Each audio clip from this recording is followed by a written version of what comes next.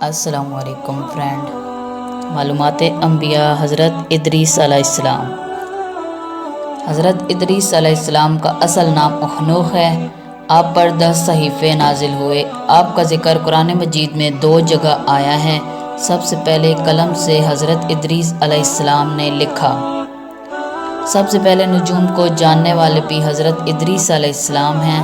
آپ نے سب سے پہلے کتاب کا درس دیا، اس لیے آپ کو ادریس کہا گیا۔ حضرت محمد صلی اللہ علیہ وآلہ وسلم اور حضرت ادریس علیہ السلام کے درمیان ملاقات شب معراج میں 4تھے آسمان پر ہوئی۔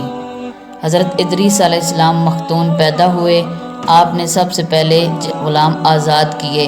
آپ نے ناپ تول کے طریقے بھی ایجاد کیے۔ حضرت ادریس علیہ السلام نے 82 سال عمر پائی۔ سب سے پہلے جہاد بھی حضرت ادریس علیہ السلام نے کیا۔